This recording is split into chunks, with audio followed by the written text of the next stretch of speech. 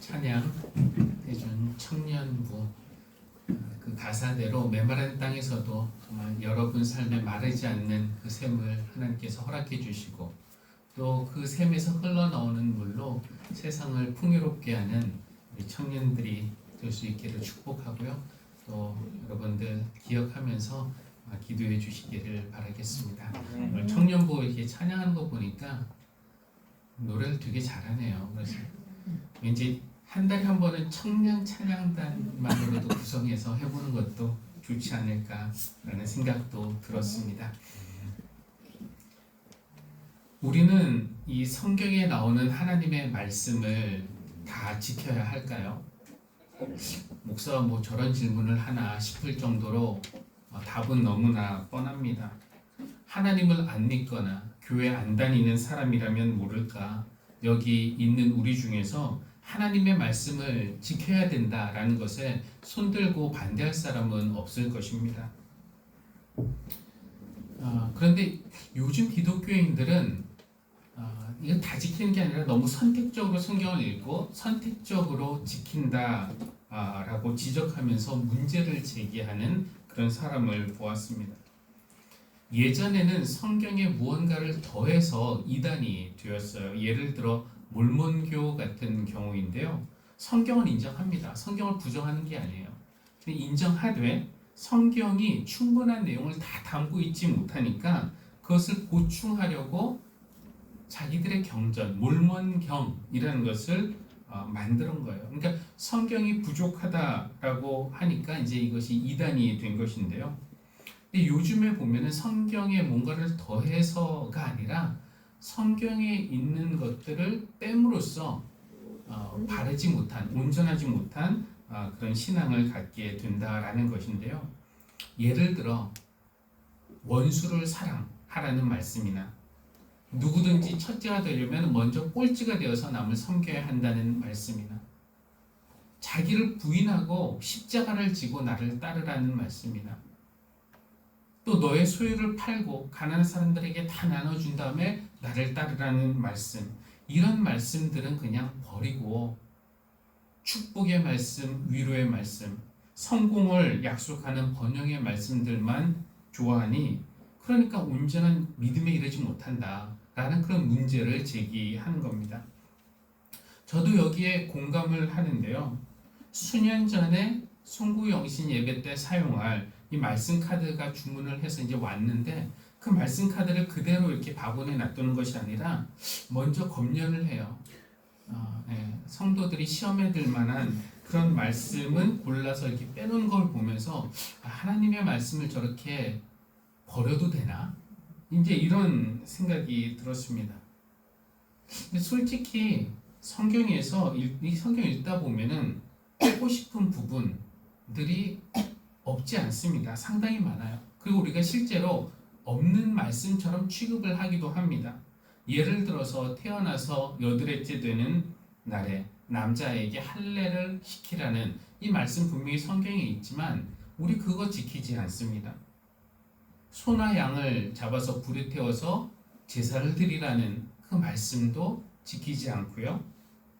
안식일을 반드시 거룩하게 지키라고 했는데 지킬 뿐 아니라 안식일 지키지 않는 사람은 돌로 쳐서 죽이라는 그런 말씀도 있지만 우리 그렇게 하지 않고요.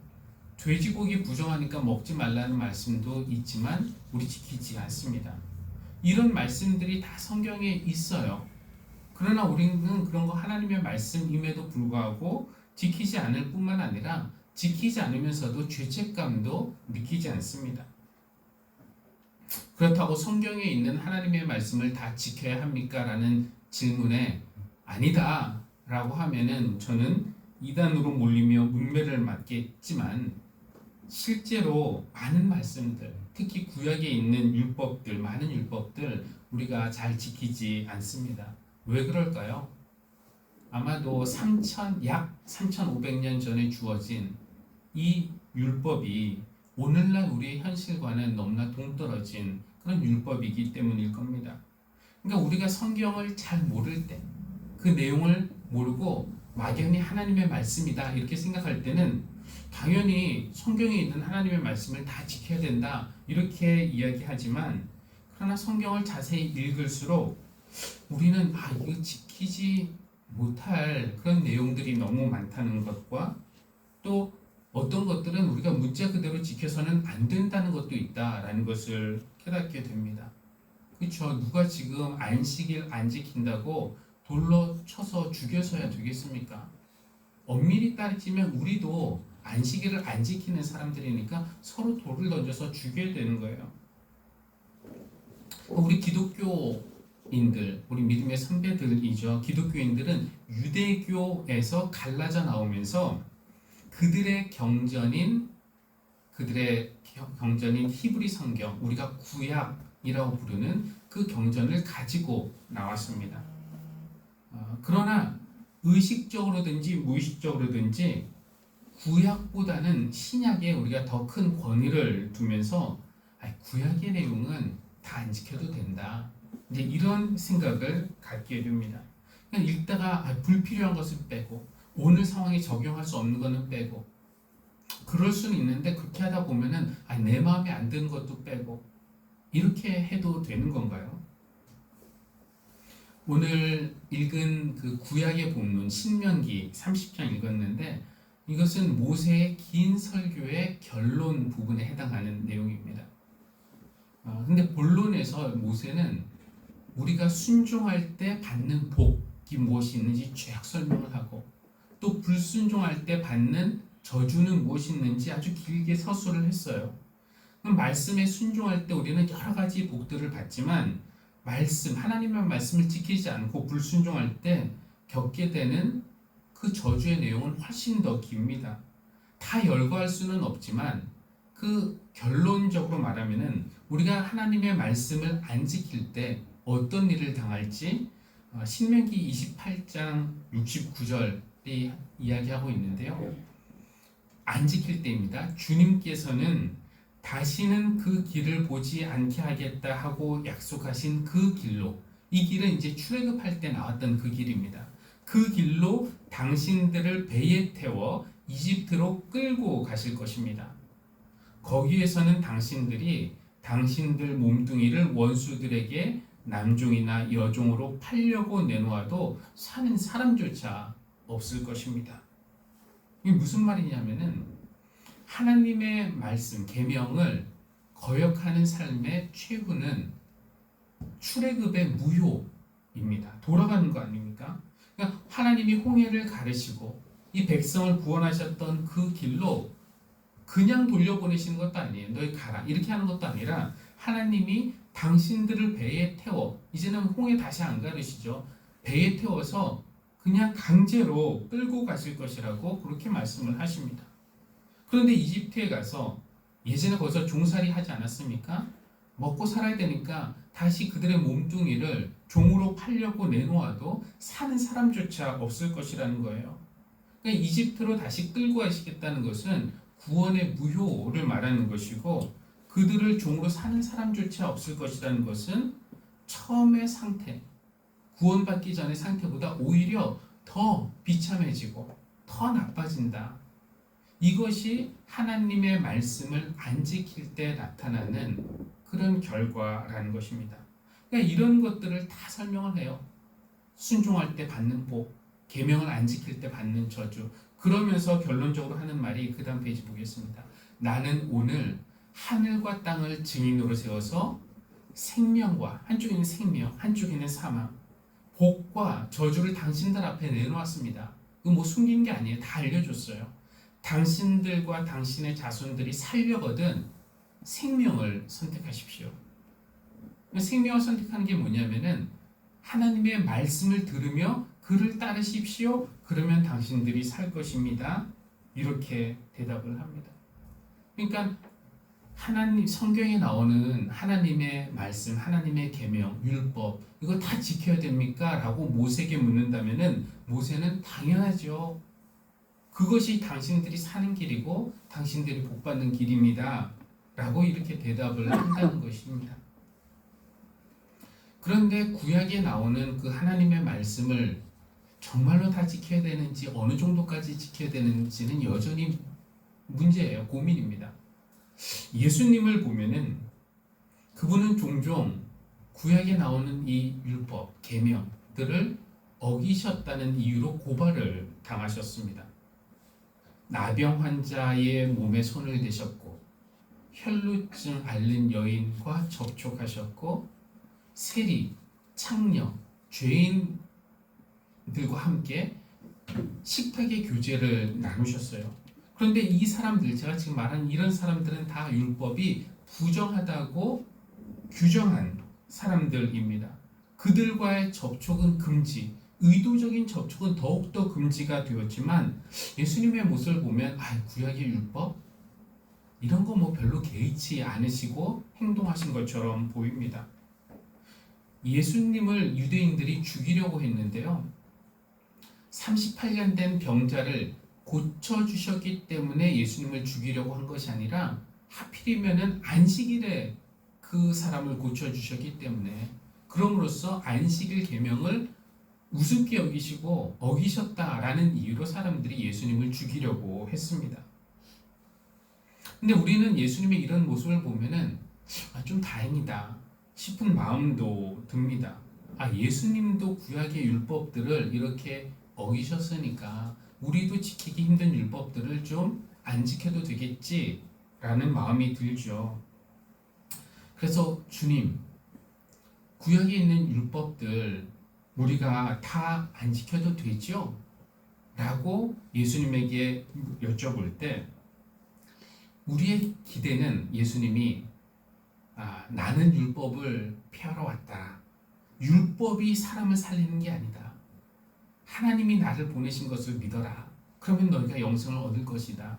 이렇게 말씀하실 줄 알았는데 오늘 마태복음 본문 보니까 그렇게 말씀 안 하시죠. 내가 율법을 폐하러 왔다고 생각하지 말아라. 폐하러 온 것이 아니라 완성하러 왔다. 이렇게 말씀을 하십니다. 그러면서 이 계명 중에 아주 작은 것 하나라도 어기거나 또 그렇게 해도 된다라고 가르치는 사람은 하늘나라에서 가장 작은 사람이 될 것이다. 이렇게 말씀하시고요. 그리고 너희의 의가, 이 율법을 지키려는 너희의 의가 율법학자들이나 바리새인의 의보다 더 뛰어나야 된다. 이렇게 말씀을 하십니다. 그러니까 우리는 이 율법의 혹을 떼려고 했는데 예수님이 오히려 혹을 덧붙여 주시는 게 되어버렸습니다. 예수님이 하시는 이 말씀이 어떤 뜻일까? 이렇게 말씀하신 다음에 예수님은 구체적인 예를 6가지를 들어주십니다. 오늘 우리는 그 중에서 하나만 읽었어요. 근데 이 6가지 패턴이 모두 똑같습니다. 율법이 이렇게 말한다. 그러나 나는 너에게 이렇게 말한다. 라는 패턴인데요. 그냥 얼핏 들으면은 율법은 이렇게 말한다. 살인하지 말아라. 그러나 나는 너에게 말한다 하면서 왠지 반대 것을 말씀하실 것 같은데 그게 아니라 오히려 더 잘 지켜야 된다라는 그런 의미입니다. 오늘 우리가 이 6가지 다 마태복음 5장에 나와 있는데요. 그 중에서 첫 번째는 분노에 대한 교훈입니다. 화면 한번 볼까요? 예수님이 뭐라고 말씀하시냐면은 옛 사람들에게 말하기를 살인하지 말아라. 누구든지 살인하는 사람은 재판을 받아야 할 것이다. 한 것을 너희는 들었다.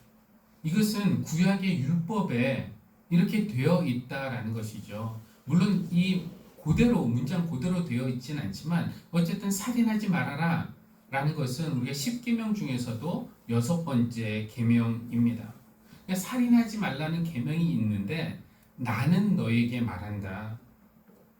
자기 형제나 자매에게 성내는 사람은 누구나 심판을 받는다. 분노, 성냄, 이것은 우리에게 낯선 감정은 아니죠. 우리 중에 뭐 화를 내보지 않은 사람이 어디 있겠습니까? 하루에도 몇 번씩 화가 나는 그런 날도 있습니다. 근데 분노에도 사실 종류가 있어요. 그렇죠? 우리가 불의를 보고 어떻게 이럴 수가 있냐 하면서 정말 화가 나는 그런 경우도 있고요. 아니면 그냥 자기 감정을 주체하지 못해서 화를 표출하는 그런 경우도 있습니다. 내가 뭐 무시당한다고 느껴질 때 모욕적이고 굴욕적인 말을 들을 때도 화가 나고요. 아니면은 그냥 어떤 질투, 시기심 이런 것도 우리 안에 분노를 일으키기도 하고, 내가 말을 했는데 상대방이 고분고분 듣지 않고 대들 때 이럴 때도 화가 나고요. 홧김에 또 상대 나보다 약한 사람들을 해하는 그런 일도 있습니다. 많은 경우에 우리가 화를 내는 것은 바람직하지는 않지만, 그런데 불의를 보고도 분노하지 않는다면 그것도 좀 문제 아닙니까? 불의를 보고도 화내지 않는다면 그것은 그 불의를 행하는 사람, 악에게 용기를 주는 꼴이 되고 말입니다. 성내는 사람은 심판을 받을 것이다 라고 주님 말씀하셨지만, 우리 주님도 성낸 경우들이 몇 번 있었죠. 성전에서 희생제물 파는 그런 사람들, 환전상인들 쫓아내시면서 그들의 상을 뒤엎어 버리셨습니다. 그러면서 이것을 걷어치워라. 응? 내 아버지 집을 장사하는 집으로 만들지 말아라. 이렇게 말씀도 하셨고요. 근데 그때 예수님이 얼마나 화가 나셨는지 보고 있던 제자들이 뭘 생각하냐면은, 주님의 집을 생각하는 열정이 나를 삼킬 것이다 라는 시편 말씀이 있는데 그 말씀을 떠올렸다고 합니다. 그러니까 어떤 하나님의 집을 생각하는 그 열정이, 그 분노가 우리 주님을 삼킨 것처럼 그 정도로 주님이 화나셨다는 뜻입니다. 근데 이번 한 번만이 아니었어요. 율법학자들과 바리새인들의 위선을 지적하실 때 정말 우리 주님이 주님 맞나 싶을 정도로 무섭게 욕설과 저주를 퍼부으시기도 하셨습니다. 어리석고 눈먼 자들아, 너희에게 저주가 있을 것이다, 화가 있을 것이다, 이렇게 화도 내셨어요. 만약에 예수님이 말씀하신 것처럼 살인하는 자가 심판을 받듯이 형제 자매에게 성내는 자도 똑같이 심판을 받아야 한다면은, 우리 주님도 성내셨는데 주님도 심판에서 자유롭다라고 말할 수는 없을 겁니다. 그래서 예수님이 저렇게 말씀하실 때 형제나 자매에게 성내는 사람, 이거는 그냥 우리가 살다가 화가 난다 이런 것과는 좀 다른 것이라고 보여지는데요. 타인을 향한 어떤 무시나 조롱이나 경멸, 혐오 이런 것을 의미한다고 봐야 할 것입니다. 바로 다음에 이제 예수님이 이런 말씀도 하세요. 자기 형제나 자매에게 얼간이라고 부른 사람은 공의에 불려갈 것이다. 근데 얼간이라는 것은 그 아람어로 라가를 번역한 것인데, 그 성경 밑에 보면은 라가는 아람어의 욕이라고 되어 있으니까 우리에게 가장 흔한 욕은 개 XX 이런 거 아닙니까? 그러니까 형제나 자매에게 그렇게 욕하는 사람. 그러니까 인간인데 인간 취급을 안 하고 개 취급을 하는 거 아닙니까? 인간 이하, 비인간적인 그런 취급을 하는 사람. 이런 사람 심판받을 것이라는 것이고요. 또 이어서 하신 말씀이 바보라고 하는 사람은 지옥불에 던져질 것이다. 이 바보도 우리도 뭐 살다 보면 에이 바보 이게 뭐 욕이나 됩니까? 근데 그런 그냥 귀엽게 바보 이렇게 말하는 게 아니라, 바보는 뭔가 지능이나 능력이 부족하다, 인간으로서 어떤 결함이 있다 라고 그렇게 조롱하는, 너는 인간도 아니야, 인간 이하야, 이렇게 조롱하는 말이라고 할 수가 있겠습니다. 그러니까 살인하지 말아라, 살인하는 사람은 다 심판받는다 라는 율법이 있지만, 예수님은 나는 너에게 말한다, 다르게 말씀하신다고 하면서 타인을 경멸, 무시, 조롱, 혐오하는 것도 마찬가지로 살인만큼 심각한 죄라고 알려주시는 거예요. 왜냐하면은 살인이라는 것은 바로 이런 마음에서, 타인을 사람으로 취급 안 하는 이런 마음에서 살인이 시작이 되기 때문에 그렇습니다. 옛 계명들이 너무 어렵고 현실적으로 적용하기 힘들어서 우리는 저런 계명은 더 이상 유효하지 않다, 안 지켜도 크게 상관없다 이렇게 생각하고 싶었는데, 예수님은 우리에게 아니다, 더 잘 지켜야 된다 이렇게 가르치고 계시는 겁니다. 예수님이 결국 우리에게 가르쳐 주시는 것은 그 율법에 그 문자적으로 보지 말고 그 안에 담겨 있는 하나님의 본뜻이 있다. 그 본뜻을 분별해서 더 잘 지켜야 된다. 이렇게 가르쳐 주시는 거예요.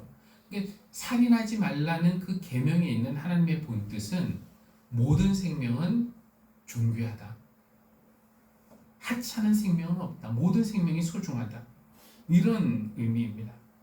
그러니까 우리가 구약을 율법으로만 가지고 있어서 문자적으로만 해서 살인만 하지 않으면 괜찮다?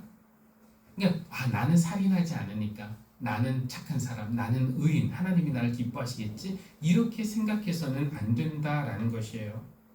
그 안에 있는 하나님의 마음은 무엇인가를 헤아려 봐야죠. 내 자신을 볼 때나 다른 사람, 우리 옆에 있는 사람들을 볼 때도 우리가 기억해야 할 거 사실은 그냥 살인하지 말라라는 그 계명을 우리가 생각하면서 사람들을 볼 때 모든 사람은 존귀하다. 모든 생명은 소중하다. 이런 생각을 해야 한다는 것입니다.